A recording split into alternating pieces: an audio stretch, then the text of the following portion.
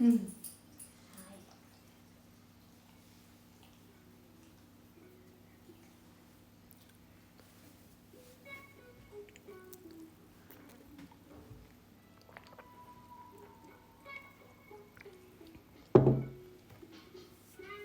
morning. Hi, Helen. Hi, Jamie T. Good morning. You guys, I'm so excited. You have no idea. Per usual, though, I haven't picked my color, so maybe I'll do like a soft pink or something today. Let's just see if anybody else shows up. Good morning, good morning. Helen says, me too. Susanna is here.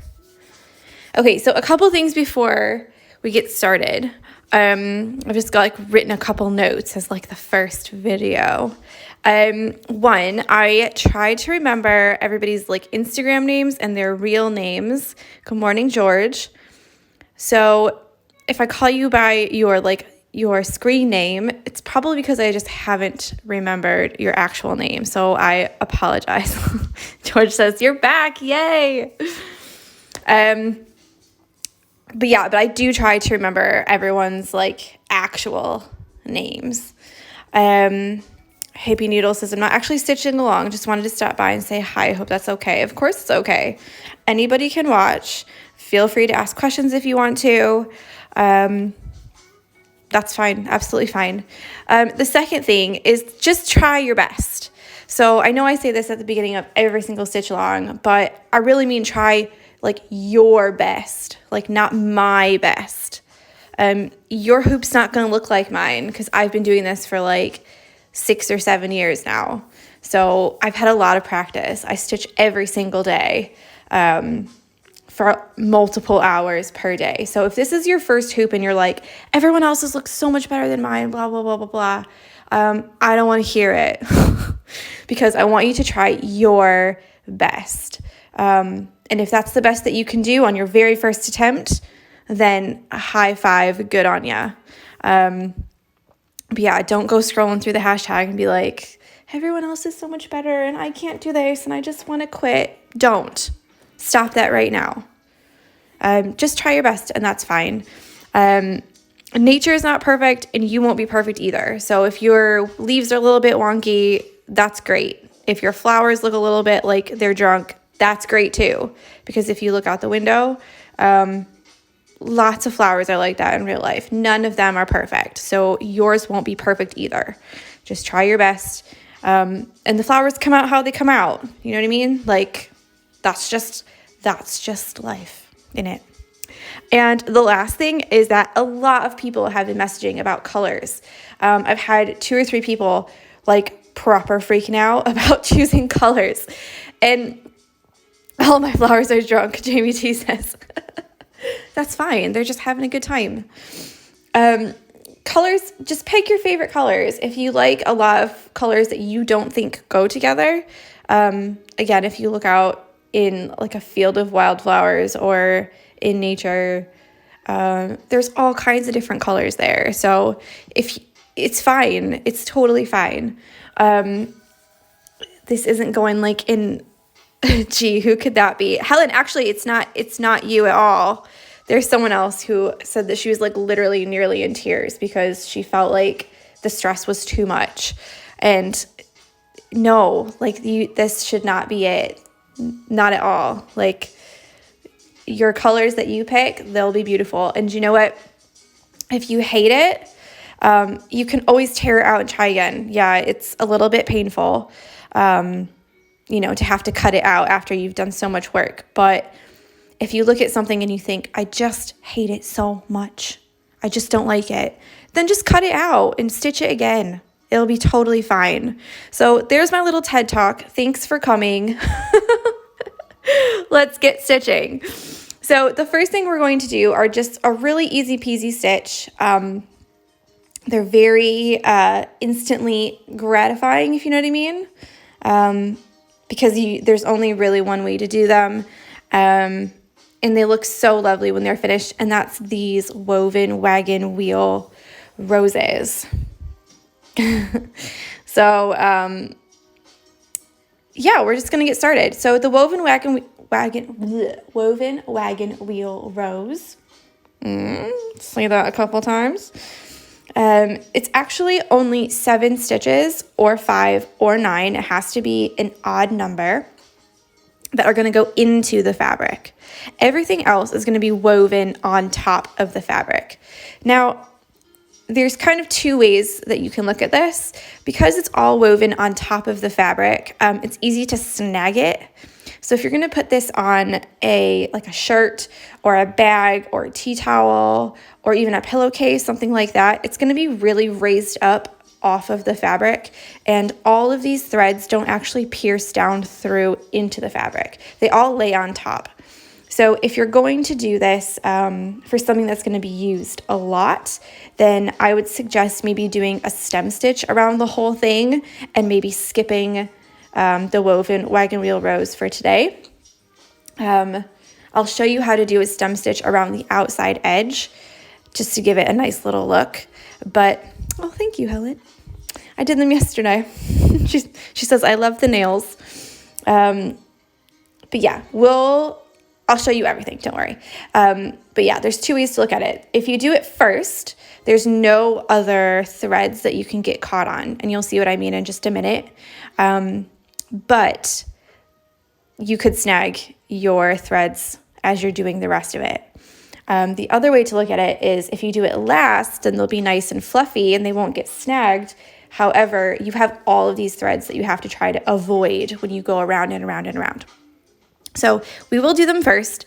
Again, if you hate it and you want to do it differently or something, you can always cut it out later. So we're going to start with this big one right here.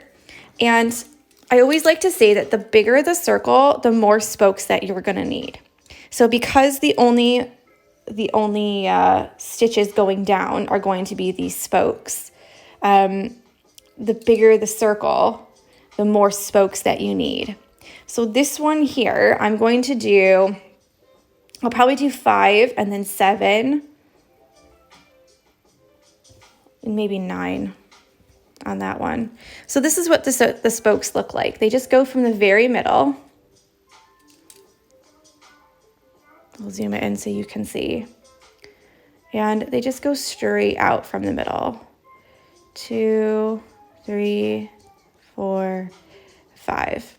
And you want to try and get these evenly spaced. You don't have to measure anything like that. Absolutely fine. And we're going to cover all of this here up. So don't worry if you have to draw them like 16 times. It doesn't matter. I said this one maybe 7 down here. 2, 3, 4, 5, 6, 7. Again, not perfectly spaced, but it'll do. You know what I mean? I think this one right here will probably be okay with 7 as well. Let's just see.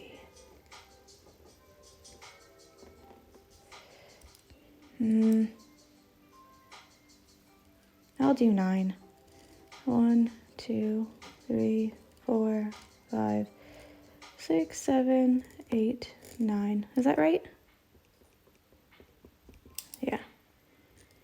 And all of the spokes should go straight in towards the middle.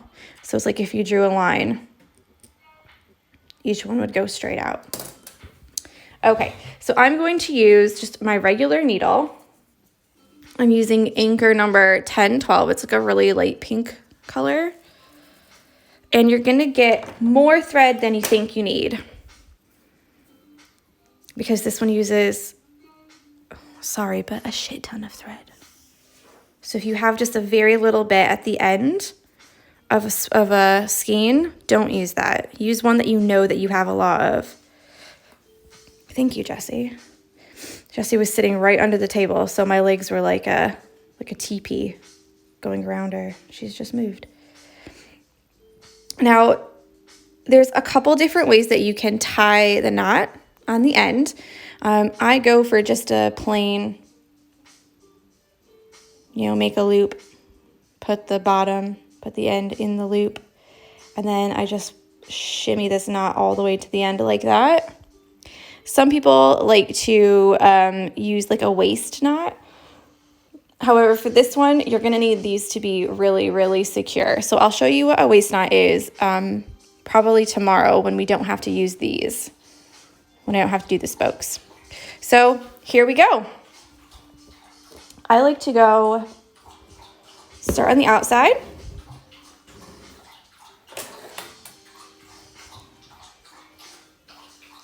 Thanks, Jessie, for that. I can listen to you drinking water. So first we're going to do the spokes. Now you can go from the outside in every single time. I like to go the outside to the inside, and then the inside to the outside, then the outside to the inside. It makes it so that I end up back on the inside and I can start weaving immediately. But that's just me, again. And if you've got any questions, then just let me know. Now, the reason that we can only do odd numbers for this, so 6 won't work, 4 won't work, 8 won't work, it's only odd numbers. She's drinking to the first stitch of the new Stitchalong. Yes. Oh, Jessie, you'll see her lots. She's got a little mind of her own. But yeah, the reason that we have just odd numbers is because we're going to go over, under, over, under, or under, over, all of these spokes. So if you had a even number, you would go over, under the exact same ones every time that you went around the circle. But because we have an odd number, it alternates it every time you go around. So the more times that you go around, the more that you'll be covering. This is a full strand. I didn't split it. So this is all six strands. Yep. Normally I do say at the beginning of the video, but I definitely did not say this time, so I apologize. But yeah, I'll always show you me splitting the strands if I split them. So yeah, the more times that we go around the circle, the more times that these threads here will be covered up, and it will make a little rose. A little rose color. A rose-colored rose. Okay. So I've just done all the spokes. Go down like that. Yeah. All down there. Let me zoom in just a little bit more, and I think I'm going to put the light on as well because it is a dreary day here.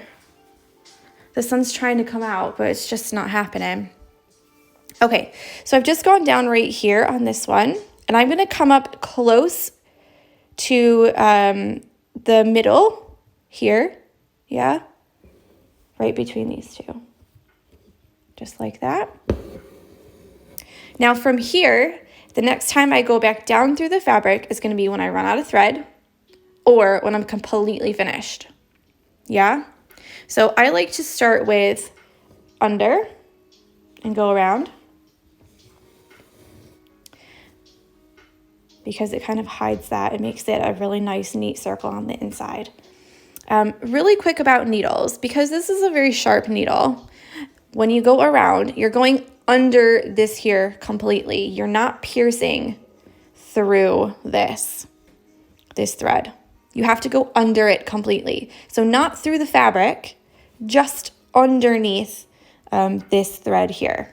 So some people like to change needles to a needle that is blunt like this so that you actually can't go through the fabric and you can't go through this piece of thread right here. That's completely up to you if you want to change or if you don't want to change. You don't have to, of course. Some people just think that you can go a little bit quicker because you don't have to worry about piercing the fabric or going through these threads. If you go through these threads, you're not going to be able to pull this thread down and make it sit in a nice, neat pattern on top. The other thing that people like to do is to turn their needle around like this and push it through like that. But I find that when I do that, I want to push the end of this part like I'm using a real needle. Do you know what I mean? So if I use it like that and use the eye of the needle to go through, I find that I push this a lot. So it's just use whichever one that you want. Someone's asked, where did you come up to start? So I started on the outside edge here, this one I believe, right here. And I followed it down, up, down, up, down, up like this. And did here, and then came up right in the middle. So this is what we have so far. So after this, you go under, over, under, over. So this one over, this one under.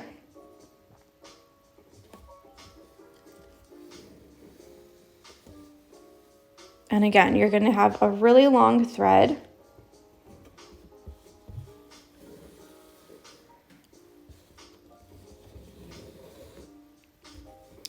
I should have done the smaller one to show you how to do it because it's going to take forever. But that's okay. Some days I'll show you every single flower. So we've got 3 of the same ones. And some days I'll just do one if the video is really long because some people can't stay for the whole time or they can't watch an hour video. So there's that. So we've just gone all the way around the circle. Yeah. Under, over, all the way. And we've gotten back to where we started. And you see how this one now goes over? Because we've used an odd number. So therefore, every time we go around, these spokes right here will be completely covered. So this is where I always want to have like the fast forward feature, you know, because it's like, it's a little bit boring on this part, not gonna lie.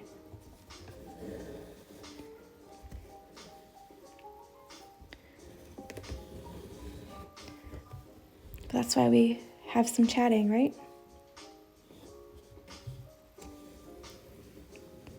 This is another one where if you don't have a hoop stand, then that's probably best because I find that I can go so much quicker if I take it out of the hoop stand, I mean, and just hold it because I can turn my hoop as I'm doing it.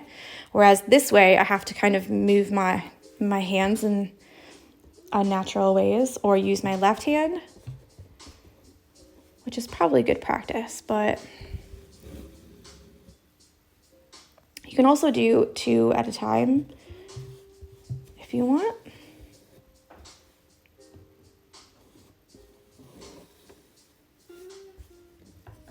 And we just keep going around and around and around all the way to the end. You can also use more strands if you want to. So this is all 6. I've taken it straight off of my little clothes clip. You guys know I can't remember the word for that. I never can. Clothes peg, clothing peg, chip clip. That's better. But you can also use 12. So if you use 12 strands, you can double this, just like that. So they'll be a bit more chunky and a bit more fluffy. I would not recommend using less strands because you'll go around and round and round forever. But again, it gives a different look. So, of course, have a go doing that. Closed peg, you were nearly right. Every single time that someone asks about these, I always forget what they're called. I don't know why.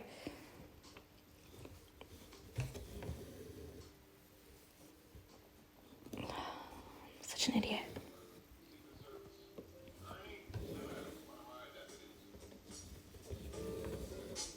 I think Susanna said they're called something de robus.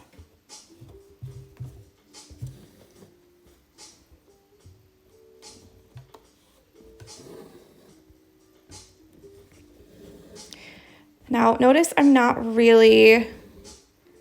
I'm not really pulling tight here, yeah? I'm just letting it kind of lay around in a circle.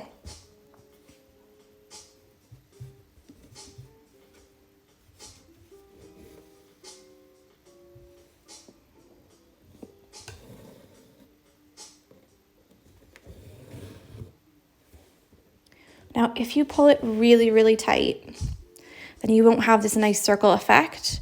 You'll actually get more like a straight line between each one. Some people like to do that in the beginning, so it goes like it gets really tight. The other thing that people like to do is our spokes. I like to leave a circle so I can add some French knots in the middle, and I can show you what that looks like really quickly from the last one.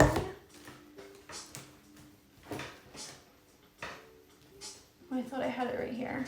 Well, here's a different one. Yeah, so we didn't add this black mark in the middle of ours, these black, but this is kind of how it looks in the end. But I like to add the French knots in the middle.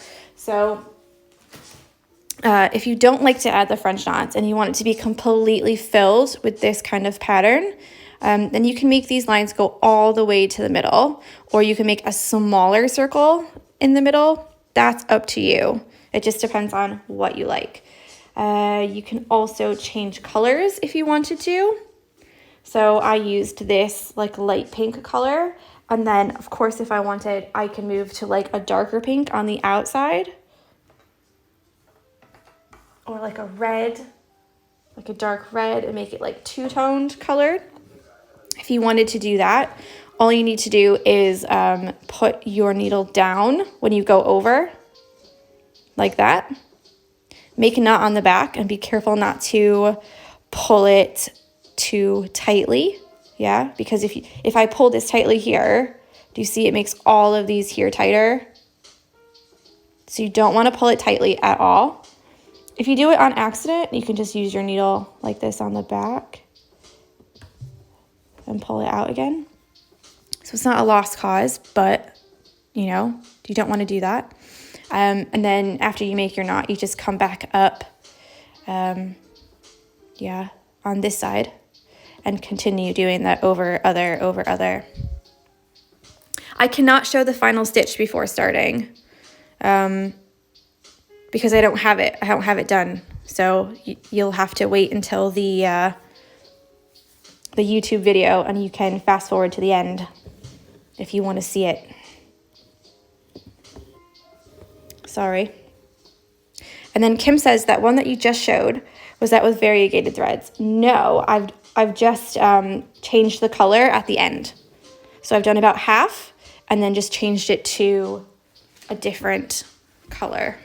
So I used a darker pink and then a lighter pink. That's it. So you can get a really nice look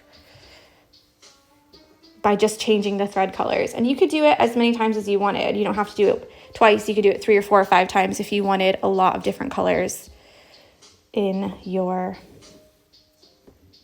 rows. It's up to you. So there's lots of ways that you can do this. I kind of try to go through all of them because people who are just starting out, they'll probably just do one color unless they're feeling really adventurous. And then they might do more.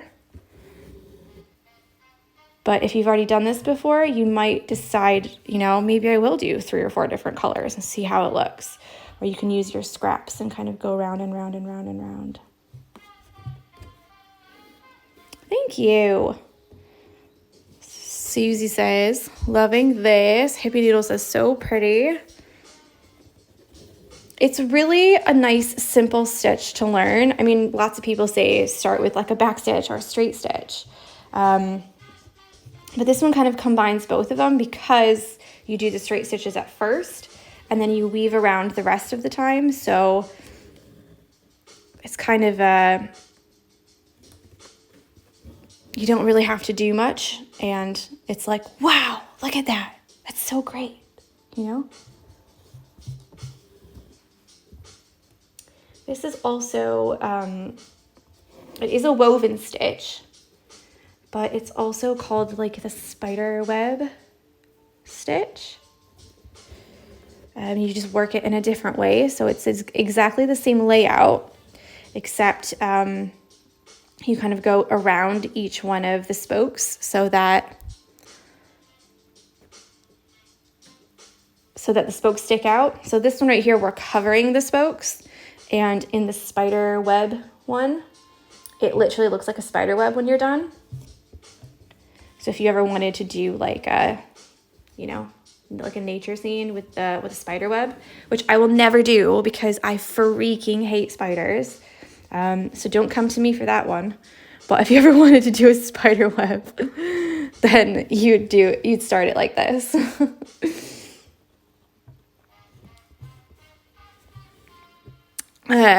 Twigs and Knot says, what if my spokes are different lengths? Different lengths from here to here? Or if they stick out? Or from here to here? If you mean if they stick out at the end, I'm going to show you how to do a stem stitch to cover them up. And I'm almost there right now. So again, this, to decide when you're finished, this is another one that's it's up to you. Some people really like to push them in so that they're really, really like thick and chunky. Other people like to just keep them kind of spread out like this. So when you're finished, you should try to, you should try to keep going until you genuinely cannot fit another pass through with your needle. Yeah, but you also want them to lay around the edge. So you don't want them to start kind of going straight across there. You want to keep them laying around and around and around. So Kim's just said, I remember the first time I tried the stitch prior to finding this tutorial, I used an even number of spokes. I thought it looked weird, but I just kept going and going and ended up in a total mess. Yeah, that's kind of like your intro to embroidery there, when you do something and you make a mistake and then you're like, this looks weird, but I'm just gonna go with it. I've done that so many times. It's like your christening, Okay, so I'm just at the point where I'm going to do this very last one, and then I'm gonna do a stem stitch and fill it in. So I don't have very much thread left, as you can see. Oh, just pulled this out. It's fantastic.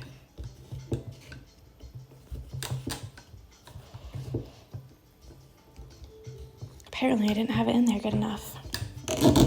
Okay, so the stem stitch is like this. You're going to make a stab down into the fabric, yeah, but you want to try and keep it, I like to keep my stem stitch around about the same length as my spokes.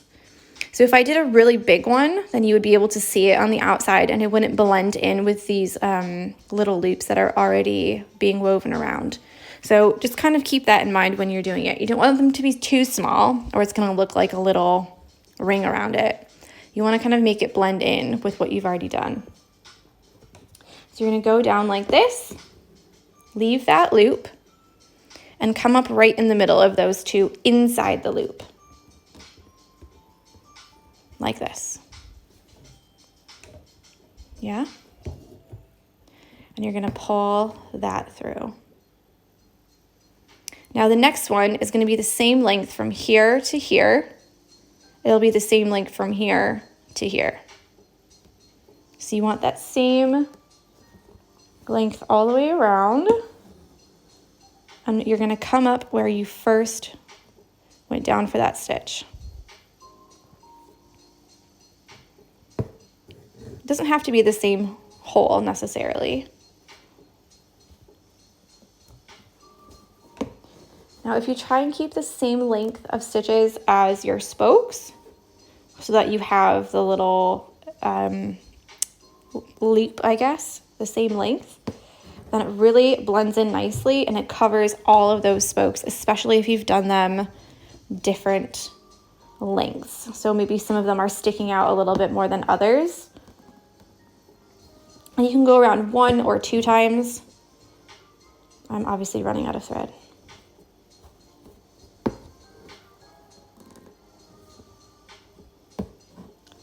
if you're going to do this for like a tea towel or like a pillowcase or a bag, something like that, you're going to want to do the stem stitch all the way around and start it like that, because if you snag any of these threads, they will pull out.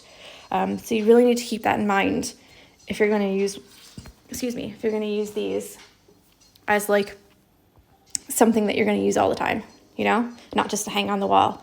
So there's a couple different ways you can finish this. For these Wagon-Wheel roses, I like to actually make sure that I tie a knot, because you want to keep all those stitches down. So obviously I didn't go all the way around with my stem stitch. I only got halfway. So one way you can do it is to just straight up tie a knot. The other way is to separate the threads. So we did 6 threads, 3 and 3. And you just do a little double knot there. Again, you don't want to pull too tight. If you pull too tight, then you're going to pull all those threads through. Now we've done a stem stitch around the outside, so it'll really only be that last, come on. It'll only just be that last stitch that we did. Like that. On a day that we are not doing the weaving, I'll show you how different ways that you can start and stop your embroidery. So therefore you can have different, oh guys, the soup cans are still going strong. My mother-in-law came to drop off the hair clippers because my brother-in-law shaved his head and got halfway done before his clippers broke. So there's that. So she came and borrowed them like 2 weeks ago, and she's just returned them. And I forgot to ask her to bring a brick. Do you remember from the last stitch along? I tried to get a brick from her house and I forgot it. Because I thought if I got a brick, then it would be like shorter than the soup cans and then I wouldn't knock them over all the time. But no. Right, I'll just do this one real quickly. And if you would like to leave and go about your day, you totally can. No shame there. But this one's only got five spokes. So I've done one with 9. Obviously you can change colors if you want. If you want to have one pink one, one orange one yellow one, make it a whole sea of colors, that's, again, absolutely fine. I might add another color, like as an outline or something.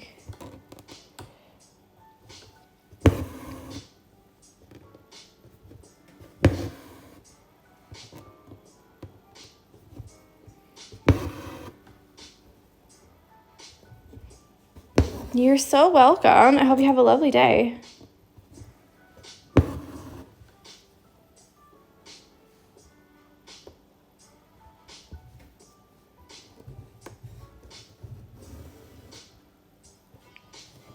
With 5 spokes, it kind of goes a little bit quicker because there's only 5 spokes. So you can use metallic thread. Someone said that metallic thread was like the devil's butt floss or something, they called it. And it was really funny. Because it's really, really hard to work with. But with this, because you're not... Roll on bedtime so I can have a go at this. Yeah, definitely. But the thing with... let me show you real quick.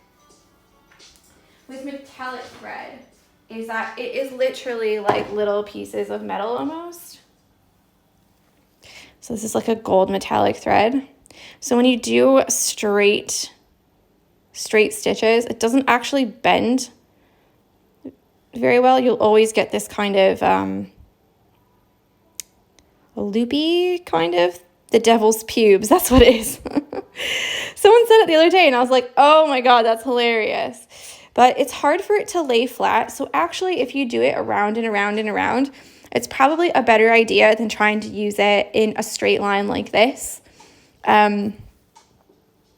It's not that nice to work with. if you do one strand, it's way better than loads. So when I first got it, I used all 6 strands and I just did a simple back stitch, and I do not recommend it. It seems to be that it doesn't lay flat like regular would. Yeah, so when you do a straight stitch, this right here, it just lays nice and flat, whereas this right here will always have that humped up look. I'm not sure that thread magic will work. I think it's more of the kind of thread that it is, like what it's made of, more than that it's just like difficult to work with, if you know what I mean. So Kim has just said something about the Etoile, the starry thread, and that looks like this. I actually haven't used mine yet. It will be fluffy. You can tell there. That's what it looks like, but it has these little sparkles in it. And it's almost like the stranded cotton has been like unstranded and then put together. Can you tell a little bit? It's very fluffy. So if you want to have a sparkle in it, I would suggest using one of these DMC Etoile threads before I would use the metallic thread. Or I would take one strand of metallic thread and put it with this one. And then you can work it out that way, if you know what I mean. So you have just a little bit of, after seeing those bright colors, I'm regretting using this light pink. You know?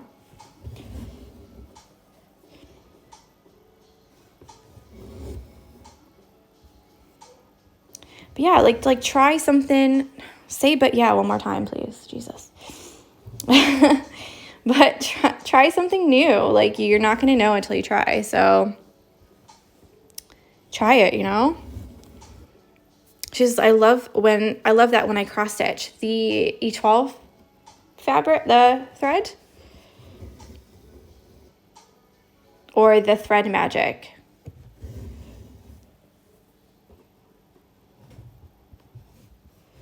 I mix the Etoile or metallic with normal thread. Yeah, I bet it looks so nice.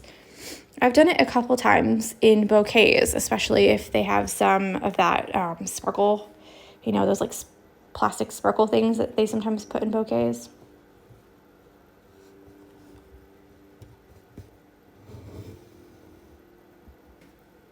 So yeah, 5 strands goes really fast, doesn't it? Or 5 spokes, because now it's already finished. Nearly. But can you imagine only having 5 on such a big flower? You'd have such big spaces that you'd have to make sure that you keep flat and go around. So that's why the bigger the flower, the more spokes that you have.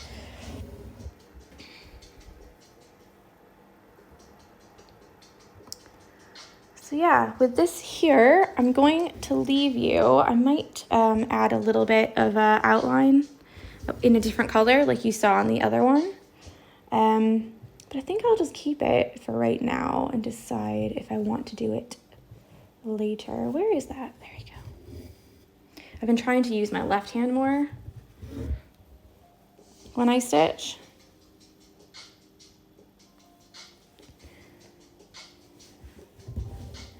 But man, it's hard, you know?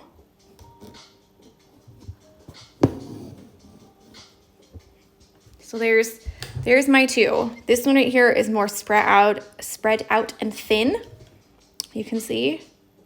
And this one here is a lot more, you know, like up in the air. This is actually much more pink in person, this thread, whereas on the screen it's showing very orange colored.